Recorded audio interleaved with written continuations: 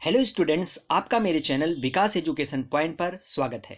विद्यार्थियों, आज मैं आपको शिक्षा निदेशालय राष्ट्रीय राजधानी क्षेत्र दिल्ली द्वारा दी जाने वाले क्लास 9th के सामाजिक विज्ञान विषय से भूगोल से वर्कशीट या कार्यपत्रक 78 का अध्ययन करेंगे। विद्यार्थियों, यह कार्यपत्रक 30 जनवरी 2021 की है।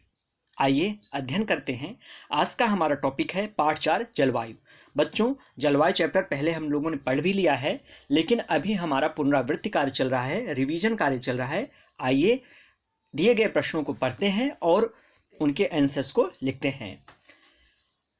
प्रश्न 1 से 5 तक अति लघु उत्तर वाले प्रश्न हैं। इनका उत्तर एक शब्द, एक पद या अधिकतम 30 शब्दों में लिखना है। प्रश्न नंबर 1, 2 या 1, 2, 3, 4, 5, ये 5 क्वेश्चन हैं। बच्चों, नेक्स्ट है उसके बाद क्वेश्चन नंबर 6 है, निम्न अनुच्छेद को पढ़कर दिए गए प्रश्नों के उत्तर देना है। अनुच्छेद आधारित प्रश्न है।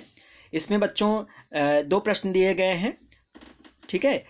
स्रोत आधारित प्रश्न है जो कि उसके बाद प्रश्न नंबर 7 और 8 का उत्तर अधिकतम 80 शब्दों में, 7वां और 8वां का जो है उत्तर हमें 80 शब्दों में लिखना है। और नेक्स्ट है जो 9वां और 10वां क्वेश्चन है, इसमें इसको जो है कम से कम 80 से 100 शब्दों में इनके विस्तार पूर्वक वर्णन करना है। आइए बच्चों एक एक करके प्रश्नों को देखते हैं, समझते हैं और इनके उत्तर लिखते हैं। पहला प्रश्न है बच्चों, नीचे दिए गए स्थानों में किस स्थान पर विश्व में सबसे अधिक वर्षा होती है? इसमें दिया गया ऑप्शन सिलचर, चेरापूंजी, मासिनराम और गुवाहाटी। तो इसका आंसर होगा बच्चों मासिनराम। मासिनराम ग्राम में जो है, मासिनराम में सबसे ज़्यादा जो है वर्षा होती है, जो कि ये आपके कहाँ पड़ता है? ये मासिनराम मेघालय राज्य में स्थित है। यह शिलांग से 65 किलोमीटर दूर स्थित है। नेक्स्ट क्वेश्चन है बच्चों, किन पवनों के कारण मालाबार तट पर वर्षा होती है? तो बच्चों इसका आंसर होगा दक्षिणी पश्चिमी मानसूनी पवनों के कारण मालाबार तट पर वर्षा होती है। चलिए आगे नेक्स्ट क्वेश्चन देखते हैं बच्चों। क्वेश्चन नंबर 3 है, भारत में मानसून की सबसे पहली वर्षा कहाँ होती है? तो बच्चों भारत में मानसून की सबसे पहली वर्षा केरल राज्य में स्थित होती है। बच्चों यहाँ पर देखिए ऐसे, तो सबसे पहले मानसून वर्षा इधर से प्रविष्ट करती है, इधर से मानसून आती है, मानसूनी पवनें आती हैं, तो यहाँ पर केरल राज्य स्थित है, तो इसलिए यहाँ पर सबसे पहले वर्षा करती है। ठीक है। नेक्स्ट क्वेश्चन है क्वेश्चन नंबर 4, मानसून प्रस्फोट क्या है? तो बच्चों मानसून के आगमन पर कई बार कई दिनों तक लगातार भारी बारिश होती रहती है, जिसे मानसून का फटना या मानसून प्रस्फोट कहते हैं। ठीक है, इसको आधा सा कर लीजिएगा बच्चों, प्रस्फोट है ये। चलिए नेक्स्ट क्वेश्चन है क्वेश्चन नंबर 5, जलवायु में महाद्वीपीय अवस्था का क्या अर्थ है? तो इसका आंसर होगा बच्चों, जलवायु में महाद्वीपीय अवस्था में वर्ष में तापमान में बहुत अधिक उतार चढ़ाव होता है। तापमान में बहुत अधिक उतार चढ़ाव होता है, परिवर्तन होता है। नेक्स्ट क्वेश्चन है बच्चों, अब क्वेश्चन नंबर 6 है, स्रोत आधारित प्रश्न है। आइए इसको पहले पढ़ते हैं, उसके बाद इसके आंसर्स को करते हैं। तो इसमें लिखा हुआ है बच्चों, लू ग्रीष्म काल का एक प्रभावी लक्षण है। ये धूल भरी गर्म एवं शुष्क पवनें होती हैं, जो कि दिन के समय भारत के उत्तर एवं उत्तर पश्चिमी क्षेत्रों में चलती हैं। कभी कभी ये देर शाम तक जारी रहती हैं। इस हवा का सीधा प्रभाव घातक भी हो सकता है। उत्तरी भारत में कई महीनों के दौरान सामान्यतः धूल भरी आंधियाँ आती हैं। ये आंधियाँ अस्थायी रूप से आराम पहुंचाती हैं, क्योंकि ये तापमान को कम कर देती हैं तथा अपने साथ ठंडे समीर एवं हल्की वर्षा लाती हैं।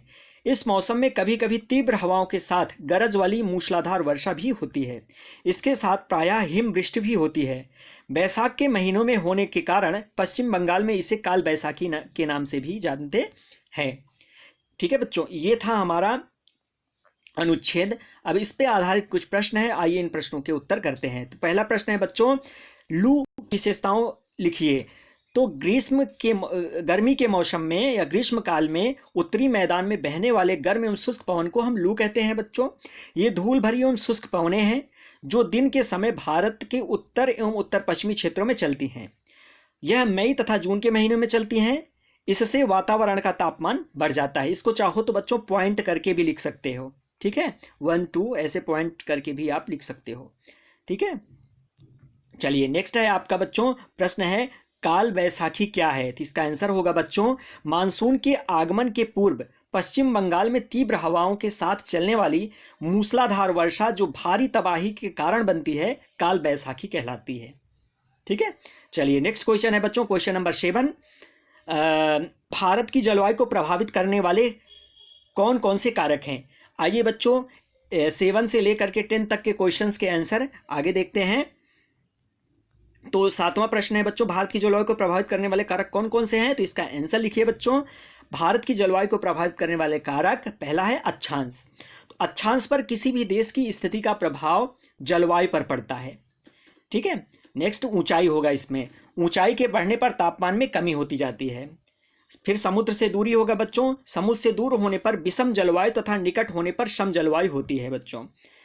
महासागरीय धाराएं हैं, गर्म महासागरीय धाराओं के प्रभाव के कारण जलवायु सम और ठंडी धाराओं के कारण जलवायु विषम होती है।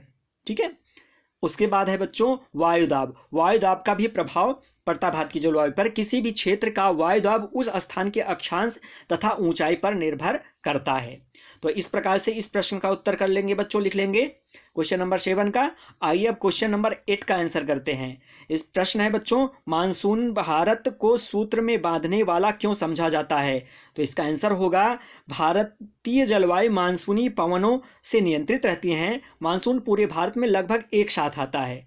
मानसून पूरे देश में कृषि का आधार है। हमारे बहुत सारे त्यौहार मानसून से जुड़े हुए हैं, इसलिए पूरे देश में मानसून खुशियां लेकर आता है। तो बच्चों इसको आपको अपने हिसाब से कर लेना है। इसके बाद है नेक्स्ट क्वेश्चन बच्चों, क्वेश्चन नंबर 9। भारत में होने वाली मानसूनी वर्षा एवं उसकी विशेषताएं बताइए। तो इसका आंसर हम लिख लेते हैं बच्चों, कर लेते हैं। भारत में होने वाली मानसूनी वर्षा एवं उसकी विशेषताएं, असमान वितरण। पहला है असमान वितरण, तो वर्षा देश में वर्षा का वितरण समान नहीं है बच्चों। नेक्स्ट है अनिश्चितता।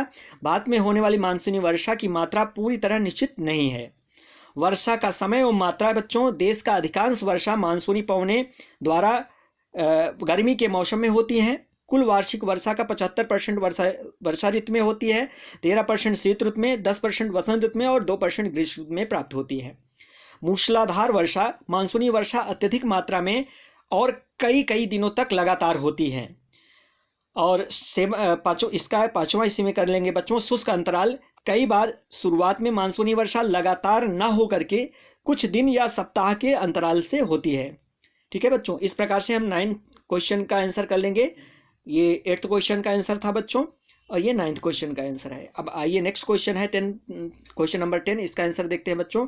उत्तर भारत में पूर्व से पश्चिम की ओर वर्षा की मात्रा घटती जाती है, इसके क्या कारण हैं? इसका आंसर है बच्चों, उत्तर भारत में पूर्व से पश्चिम की ओर वर्षा की मात्रा घटती जाती है, इसके निम्नलिखित कारण हैं। पहला है, बंगाल की खाड़ी से उठने वाली आर्द्र पवनें जैसे जैसे आगे बढ़ती हैं उनकी आर्द्रता खोने लगती है। जैसे जैसे मतलब यहाँ पर देखिए बच्चों, ऐसे है ना, मैप ऐसे है। ठीक है, तो यहाँ पर बंगाल की खाड़ी से जब पवनें उठती हैं तो ये जैसे जैसे अंदर की ओर जाती हैं ये अपनी आर्द्रता खोने लगती हैं। ठीक है, फिर उसके बाद है बच्चों, हवाओं में नमी की मात्रा पूर्व से पश्चिम की ओर लगातार घटती जाती है, क्योंकि समुद्री क्षेत्र की तरफ जो है नमी ज़्यादा होगी, उसके बाद जैसे जैसे आगे बढ़ेंगे समुद्री क्षेत्र उसमें नमी की मात्रा कम होती जाएगी। नेक्स्ट है बच्चों, पूर्व से पश्चिम की ओर वर्षा धीरे धीरे घटती जाती है, ये भी ऐसे ये होगा बच्चों। और राजस्थान के अधिकांश भागों में बहुत कम वर्षा होती है। जैसलमेर में औसत वर्षा जो है 20 सेंटीमीटर से भी कम होती है बच्चों। और कलकत्ता में जहां 162 सेंटीमीटर वर्षा होती है, वहीं वाराणसी में 107 सेंटीमीटर तथा दिल्ली में लगभग 56 सेंटीमीटर 56 सेंटीमीटर वर्षा होती है बच्चों। ठीक है, तो इस प्रकार से आज का हमारा कार्यपत्रक था बच्चों, जिसको हमने अभी पढ़ा, जिसके बारे में जाना। बच्चों, कोविड-19 के विरुद्ध लड़ाई में हमें सुरक्षित रहने के लिए 2 गज अथवा 6 फीट की शारीरिक दूरी का पालन करना चाहिए। ठीक है, यह कार्य हम सभी को करना चाहिए। बच्चों, अगर आपको कोई समस्या हो रही है किसी भी टॉपिक को लेकर के, तो आप हमसे डिस्कस कर सकते हैं, आप कमेंट करके पूछ सकते हैं, आपको उन प्रश्नों के जवाब दिए जाएंगे। धन्यवाद।